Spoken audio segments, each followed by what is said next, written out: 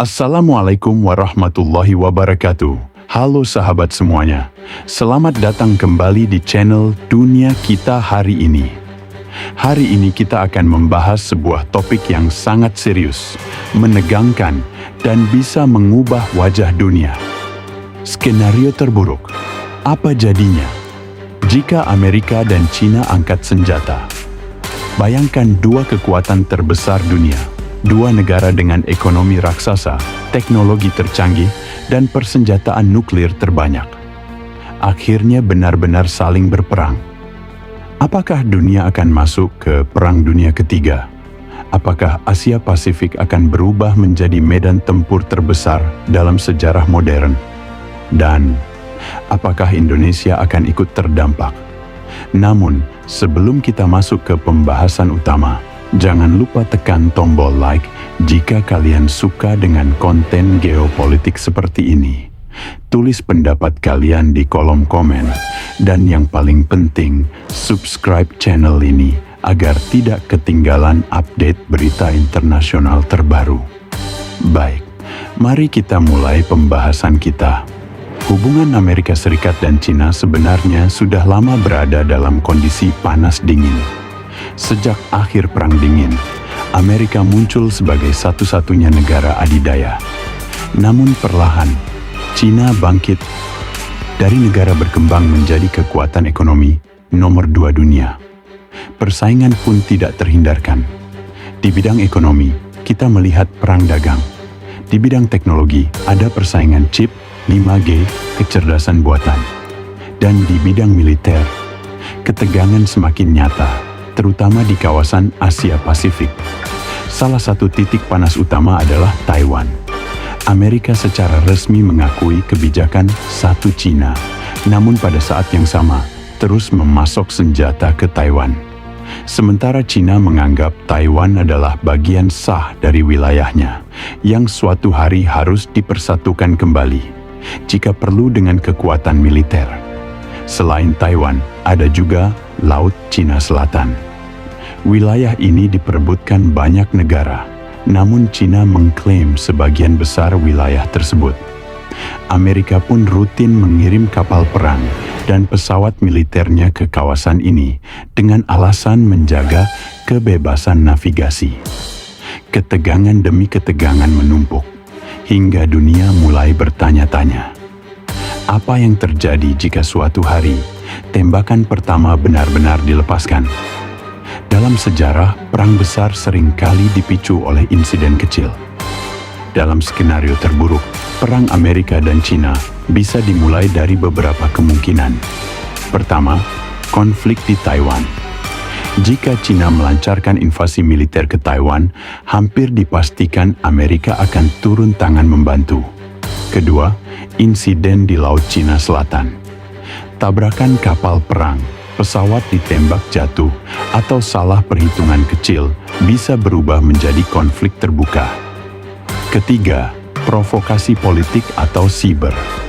Serangan siber besar-besaran terhadap infrastruktur vital, satelit militer dihancurkan, atau jaringan komunikasi lumpuh. Begitu satu pihak menyerang, pihak lain akan membalas. Dan dari situlah, api perang bisa membesar dengan sangat cepat. Yang mengkhawatirkan, baik Amerika maupun China sama-sama memiliki doktrin militer yang siap merespons ancaman dalam hitungan jam, bahkan menit. Tidak ada ruang panjang untuk diplomasi. Dunia pun bisa langsung terjerumus ke dalam konflik terbesar abad ke-21. Sekarang kita bandingkan kekuatan kedua negara. Amerika Serikat memiliki anggaran militer terbesar di dunia, ratusan pangkalan militer di berbagai negara, 11 kapal induk aktif, ribuan pesawat tempur modern, dan persenjataan nuklir dalam jumlah besar. Sementara China, dalam 20 tahun terakhir, modernisasi militernya sangat cepat.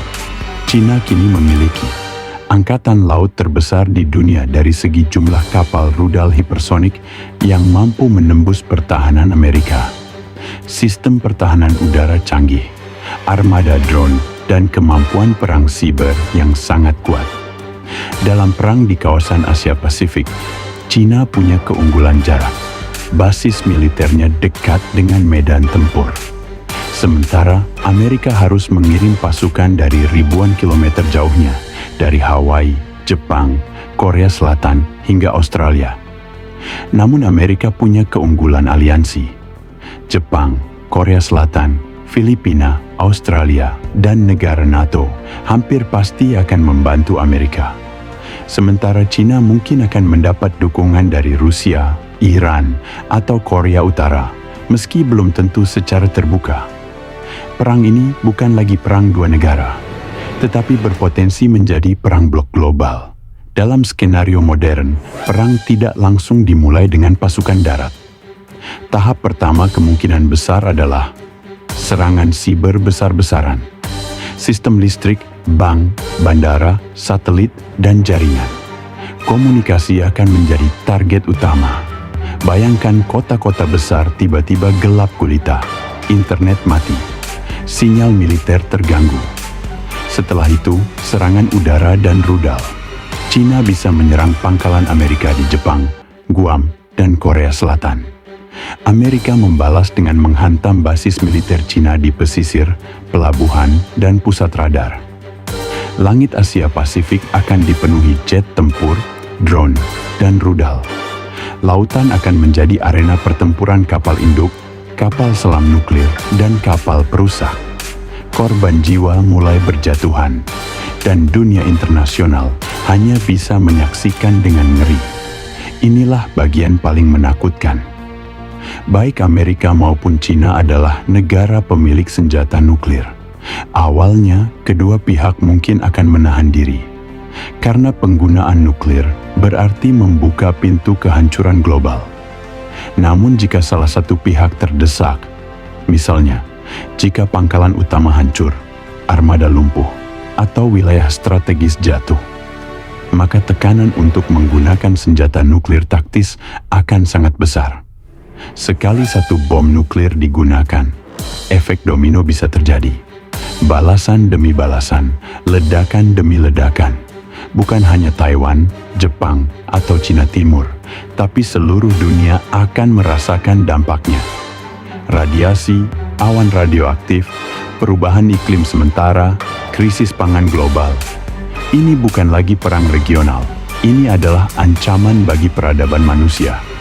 Sekarang kita bicara dampak bagi dunia. Perang Amerika dan Cina akan langsung mengguncang ekonomi global. Perdagangan internasional lumpuh, rantai pasok elektronik, chip, dan industri teknologi berhenti.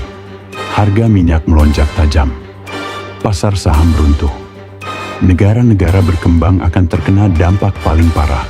Harga pangan naik, kelangkaan energi, inflasi melonjak. Bagaimana dengan Indonesia? Sebagai negara di kawasan Asia Pasifik, Indonesia akan sangat terdampak. Jalur pelayaran terganggu, ekspor-impor terhambat, nilai rupiah bisa tertekan. Belum lagi tekanan politik, Indonesia bisa dipaksa memilih kubu. Situasi ini akan menjadi ujian berat bagi stabilitas nasional. Pertanyaan besar, jika perang ini benar-benar terjadi, siapa yang akan menang? Jawabannya mungkin mengejutkan. Tidak ada pemenang sejati. Amerika mungkin unggul teknologi dan aliansi. Cina unggul jumlah dan kedekatan wilayah. Namun kerugian di kedua pihak akan luar biasa. Jutaan korban jiwa, kerusakan infrastruktur masif, ekonomi dunia hancur. Dan jika nuklir digunakan, semua pihak akan kalah. Sejarah membuktikan, perang besar antar kekuatan dunia selalu meninggalkan trauma panjang. Karena itu, hingga hari ini, baik Washington maupun Beijing masih menahan diri. Mereka bersaing keras, namun masih berusaha menghindari perang terbuka. Sahabat semua, skenario yang kita bahas hari ini adalah skenario terburuk. Sebuah kemungkinan yang semoga tidak pernah menjadi kenyataan. Karena jika Amerika dan Cina benar-benar angkat senjata, dunia tidak akan pernah sama lagi. Yang bisa kita harapkan hanyalah satu, diplomasi tetap berjalan, dialog tetap dibuka, dan para pemimpin dunia memilih jalan damai.